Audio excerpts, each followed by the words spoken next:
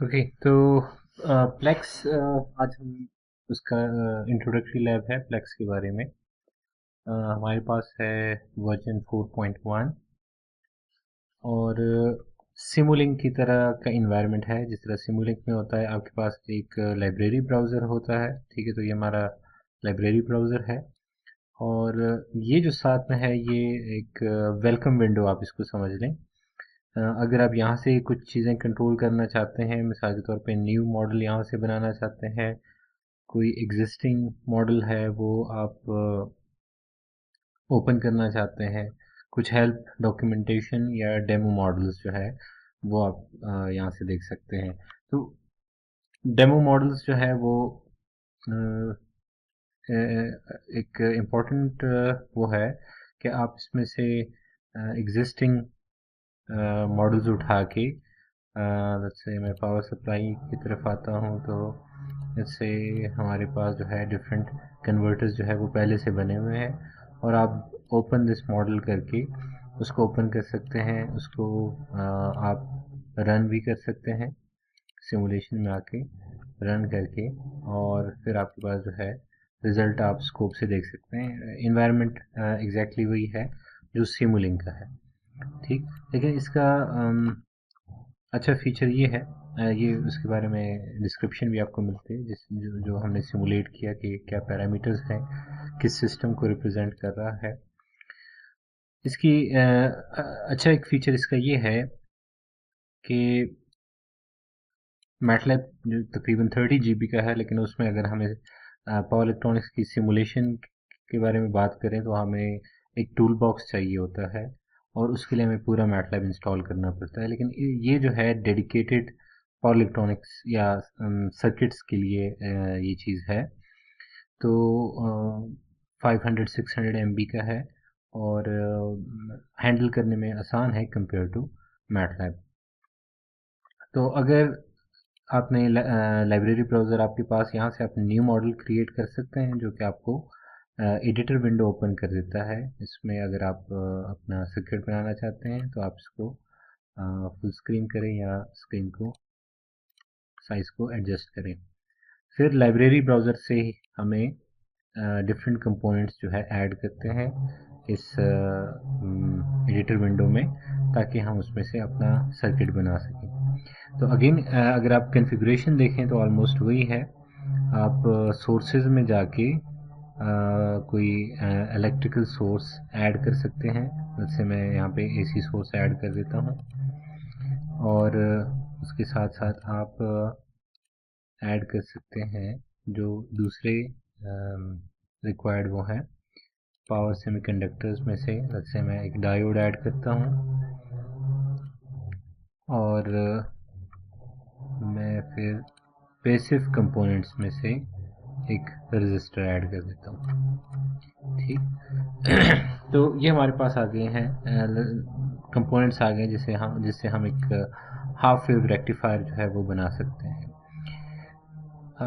किसी कंपोनेंट को अगर हमने रोटेट करवाना है या फ्लिप करवाना है तो हम फॉर्मेट में आके रोटेट ये ऑप्शन है, या हम कंट्रोल आर की जो शॉर्ट की है ये यूज़ कर सकते हैं। इसी तरह अगर किसी कंपोनेंट को फ्लिप करना हो, अगर लेफ़्ट राइट करना हो तो कंट्रोल एफ और अगर अप डाउन करना हो तो कंट्रोल आई। मीन्स ये अगर कंट्रोल एफ प्रेस करता हूँ तो ये फ्लिप हो जाएगा हॉरिजेंटली, दोबारा कंट्रोल एफ तो ये फिर से फ्लिप हो जाएगा।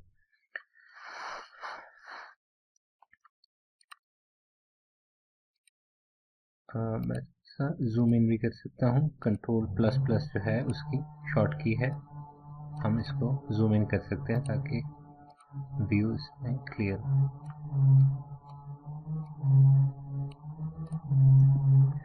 ओके, अब इनको हम आपस में अगर कनेक्ट करते हैं तो हमें सिमुलिंक की तरह किसी कनेक्टर की ज़रूरत नहीं है। ये जो सर्कल है इनका ये एक टर्मिनल है, इधर से आप कनेक्शन स्टार्ट कर सकते हैं। और ये देखें सिंगल जो हेयर आपको नज़र आ रहा है कर्सर वो एक प्लस की साइन में है। जब दूसरे एंड पे आप पहुंचते हैं तो वो एक तरह से डबल प्लस में कन्वर्ट हो जाता है।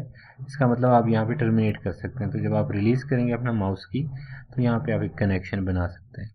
सिमिलरली आप इस सर्किल से इस टर्मिनल से इस टर्मिनल तक और इस टर्मिनल से इस टर्मिनल तक भी अपना सर्किट कंप्लीट कर सकते हैं। तो ये हमारे पास एक हाफ वेव रेक्टिफायर का सर्किट बन जाता है।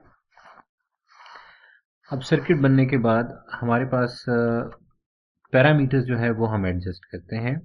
तो पैरामीटर्स अगेन मैं यही कहूँगा कि सिमुलिंक की तरह आप डबल क्लिक करें तो आपके पास आ जाते हैं पैरामीटर्स। ये है जो कि आपने एडजस्ट करना है एसी सोर्स के लिए। एक है एम्पलीट्यूड है, तो फॉर एग्जांपल हम 110 सेट करते हैं। और रेडियल फ्रीक्वेंसी है हमारे पास, तो इसका मतलब अगर हमने 50 साइक्लिक फ्रीक्वेंसी सेट करनी है तो हम 2 पाई टाइम्स 50 यहाँ पे सेट करेंगे। और इसी तरह जो फेज है वो हम रेडियंस के अंदर जो है वो सेट करते हैं। ठीक है, करके आप इसको अप्लाई एंड ओके कर दें। एक और तरीका ये है कि एक और चीज़ जो कि यहाँ पे है कि आप हर एक पैरामीटर के आगे एक चेक बॉक्स देखते हैं। तो जब आप ये चेक बॉक्स चेक रखते हैं अप्लाई एंड ओके, तो वो पैरामीटर आपके सामने यहाँ पे नज़र आता है आपको जो दूसरे सिंबल के साथ वो वेरिएबल नज़र भी आता है। और आप इसको फिर यहाँ चेंज भी कर सकते हैं। फॉर एग्जांपल मैं इसको 150 कर देता हूँ, तो यहाँ से मैं एडजस्ट कर सकता हूँ। और मैं डबल क्लिक करूँ तो यहाँ पे देखें मैंने इसको चेंज कर दिया, ये अब 150 है। इस तरह अगर डायोड के पैरामीटर्स देखें तो डायोड के पैरामीटर्स में है फॉरवर्ड वोल्टेज, जो एक डायोड के साथ एसोसिएट होता है। वो वोल्टेज होती है जो उसके क्रॉस अपीयर होती है जब वो कंडक्ट करता है, वो ड्रॉप होता है। तो इसको आप सेट कर सकते हैं, लेट्स से 0.7 0.8, मैं इसको फिलहाल 0 रख रहा हूँ। और ऑन रेजिस्टेंस जो बल्क रेजिस्टेंस है डायोड की, उसको भी आप सेट कर सकते हैं। और अगेन अगर आप चाहते हैं कि इसको आप बाद में चेंज करते रहें तो इसको प्रेस करके क्लिक करके ओके करें। तो ये पैरामीटर भी अब यहाँ पे है, डबल क्लिक करके आप इसको चेंज कर सकते हैं किसी भी मोमेंट में। सिमिलरली रेजिस्टेंस की वैल्यू आ गई हमारे पास, तो रेजिस्टेंस की वैल्यू हम कोई भी लोड वैल्यू जो है वो हम सेट कर सकते हैं। Let me set 10।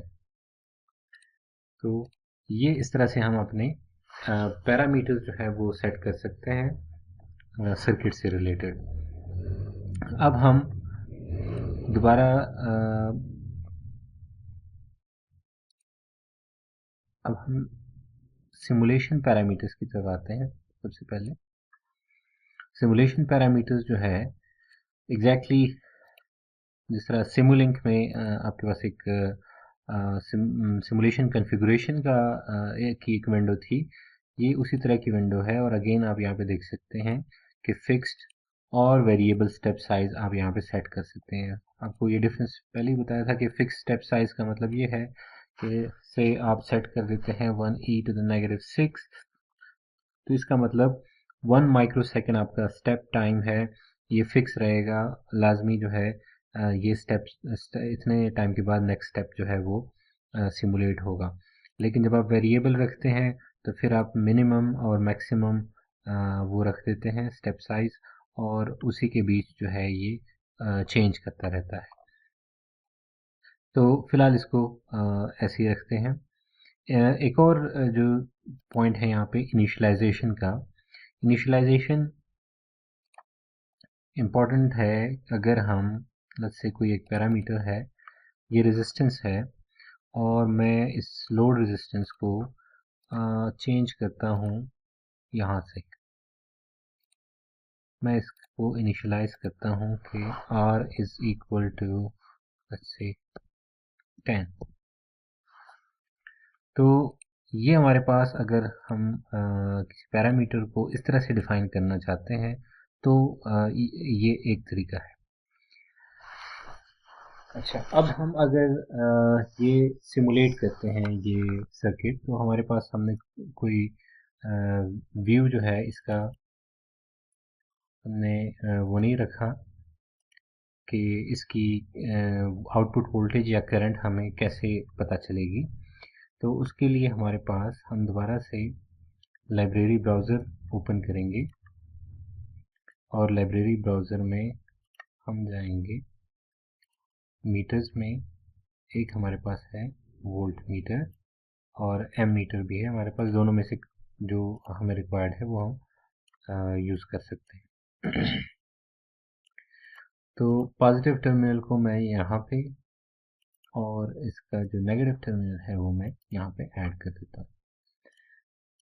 तो ये हमारे पास जो इलेक्ट्रिकल कंपोनेंट्स है वो यहाँ पे अब कंप्लीट हो गए और अब हम जो सिस्टम वाला ब्लॉक है जिसमें कॉमनली यूज्ड कंपोनेंट्स हमें मिलते हैं, ब्लॉक्स मिलते हैं, उसमें से हम ऐड करेंगे स्कोप। ठीक, तो फ्लो से आपको भी अंदाज़ा हो चुका होगा कि ये बिल्कुल सिमुलिंक की तरह ही ऑपरेशन है, इसके ब्लॉक्स भी उसी तरह से हैं। तो आप ऐसे ही उसको, अगर आपका सिमुलिंक का एक्सपीरियंस है तो ये आपके लिए यूज़ करना बहुत ही आसान हो जाता है। ओके, तो अब हम इसको सिमुलेट कर सकते हैं और डबल क्लिक करके हम जो रिज़ल्ट है वो हम यहाँ पे देख सकते हैं आउटपुट। तो ये एक हाफ वेव रेक्टिफायर का जो रिस्पांस है ये हमारे पास है। अच्छा, अब हम इसको अगर कंबाइन करते हैं इनपुट साइड पे जो वोल्टेज है उसके साथ एक साथ देखते हैं, तो मैं इसकी एक कॉपी बना लेता हूँ वोल्ट मीटर की। शॉर्टकट ये है कि आप राइट क्लिक करके और राइट क्लिक करके उसको ड्रैग करें तो एक प्लस का साइन ये आपको बता रहा है कि आप रिलीज करेंगे तो एक कॉपी बन जाएगी। और इसको मैं फ्लिप करता हूँ अगेन, कंट्रोल एफ जो है वो हॉरिजॉन्टल फ्लिप के लिए है, तो मैं कंट्रोल एफ या फिर आप यहाँ फॉर्मेट में जाके फ्लिप लेफ्ट हैंड राइट, ये तो इसको भी हम इसके क्रॉस कनेक्ट कर देते तो हमारे पास जो है सोर्स वोल्टेज वो हमारे पास आ जाएगा। और अगर एक साथ हम देखना चाहते हैं तो सिग्नल मल्टीप्लेक्सर हमें यहाँ से चाहिए होगा, ये बिल्कुल सिमुलिंक के केस की तरह, उधर मक्स जहाँ पे हम यूज़ करते हैं मक्स। सो इसको मैं नंबर ऑफ इनपुट्स को 2 कर देता हूँ। एक जो सिग्नल है वो ये आ जाएगा और एक सिग्नल हम यहाँ से इनपुट से ले लेते हैं और इनको हम कनेक्ट कर देते हैं यहाँ पे। अब दोबारा अगर हम इसको सिमुलेट करें तो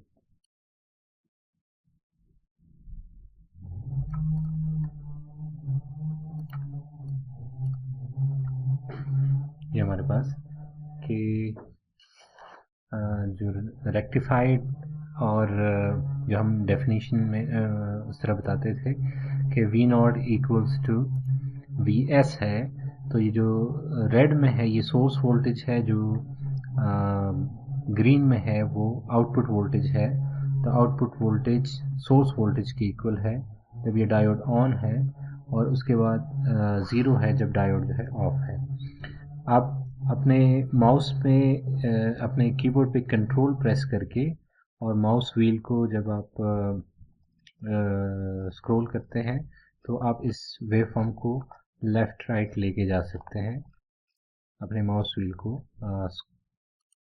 स्क्रॉल करके, लेकिन कंट्रोल अगर आपने प्रेस किया हो। ओके, अगेन एक चीज़ जो कि यहाँ पे नज़र आ रही होगी आपको कि ये वेवफॉर्म जो है एग्जैक्टली साइनोसाइडल आपको नज़र नहीं आ रही। ये जो स्पाइक्स हैं उसकी रीज़न क्या है कि सिमुलेशन पैरामीटर्स में अगेन हमारे पास जो ये एट्रीब्यूट्स है मैक्सिमम स्टेप साइज और ये चीज़ें, तो एक आपके पास ऑप्शन है कि आप फिक्स स्टेप साइज यूज़ करें, जैसे -4, और अगर आप इसको रन करते हैं तो ये अभी सैम्पल्स जो हैं आपको ज़रा क्लियरली नज़र आ रहे होंगे। और अगर आप फर्दर कम करते हैं स्टेप साइज़ को, से -6 कर देते हैं, तो अब बताइए टाइम ज़्यादा लेगा, क्योंकि जब जब स्टेप साइज़ आप बढ़ाते हैं तो आप कंप्यूटेशन बर्डन जो है वो इंक्रीज़ करते हैं, और अब आप देख सकते हैं कि आपको एक स्मूथ सा आउटपुट जो है वो मिल रहा है। तो सिमुलेशन टाइम उसको कम रखें, फॉर एग्जांपल 1 कर दें, सॉरी 1 तो है, 0.2 कर दें, ताकि आपको जो सिमुलेशन एफर्ट है वो कम हो। तो आप इस तरह से अपना सर्किट जो है वो कंप्लीट कर सकते हैं। स्कोप के भी कुछ पैरामीटर्स हैं जो कि आप सेट कर सकते हैं। फॉर एग्जांपल यहाँ पे जो एनवेलप टाइप है, इसमें नंबर ऑफ प्लॉट्स जो है उसको आप कम ज़्यादा कर सकते हैं। अगर आप इसको 2 करते हैं तो आपके पास स्कोप है उसके 2 पोर्ट्स बन जाएंगे। आप एक पोर्ट पे भी इनपुट दे सकते हैं, दूसरे पे भी दे सकते हैं। तो डिपेंड करता है कि आपको अगर सेपरेट चाहिए तो लेट मी जस्ट ट्राई, इसको 2 कर देते हैं और इस मल्टीप्लेक्सर को निकाल के मैं कनेक्ट कर देता हूँ यहाँ पे।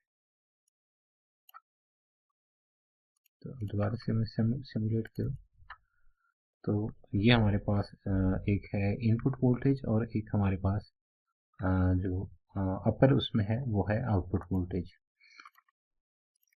तो इस तरह से आप पैरामीटर्स जो है वो चेंज कर सकते हैं। इनको आप लेबल कर सकते हैं। जो प्लॉट 1 है उसके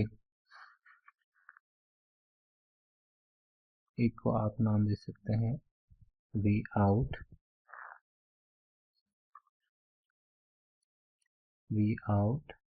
सॉरी आउटपुट वोल्टेज नाम इसको यूँ दें, और यहाँ पे लेट्स से वी नॉट, और उसकी यूनिट्स रखें वोल्ट्स।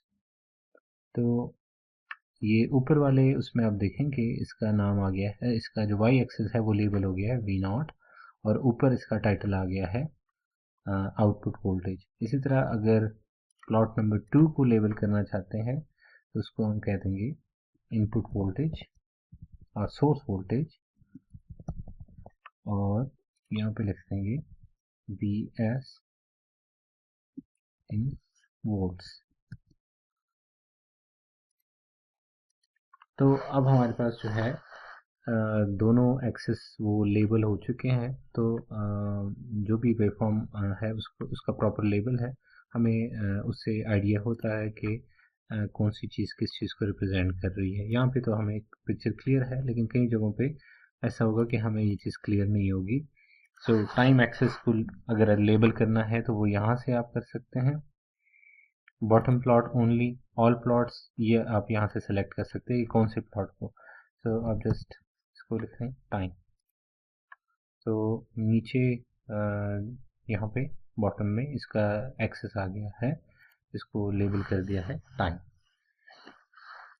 तो इस तरह से आप अपने ग्राफ को चेंज कर सकते हैं, इसके प्रॉपर्टीज़ को यहाँ से आप चेंज कर सकते हैं। और अगर आपने इसको एक्सपोर्ट करना हो तो एक्सपोर्ट करने के लिए आप एक्सपोर्ट एज PDF और एज बिटमैप, तो यहाँ से आप आउटपुट जनरेट कर सकते हैं। जो भी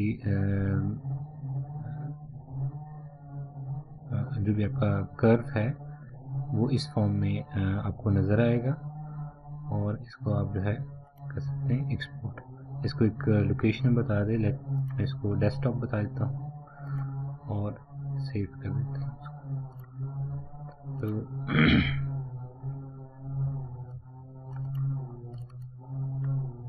ये हमारे पास जो अभी वेव फॉर्म जनरेट किए हमने, ये उसकी आउटपुट, ये हमारे पास ये आ गई। ठीक, अब ये जो कुछ प्रॉपर्टीज़ है वो आप यहाँ से खुद सेट कर सकते हैं अगर आपको क्वालिटी और बेहतर बनानी है। जिस तरह क्वालिटी यहाँ पे है, रेजोल्यूशन है, आप इसको 600 अगर कर दें तो ये आपकी जो एक्सपोर्टेड है इसका साइज़ बढ़ जाएगा इमेज जो है, लेकिन साथ में इसकी क्वालिटी भी इम्प्रूव होगी। जिस तरह अब आप देख सकते हैं कि ये इसकी क्वालिटी ज़्यादा बेहतर है पिछले के मुकाबले में।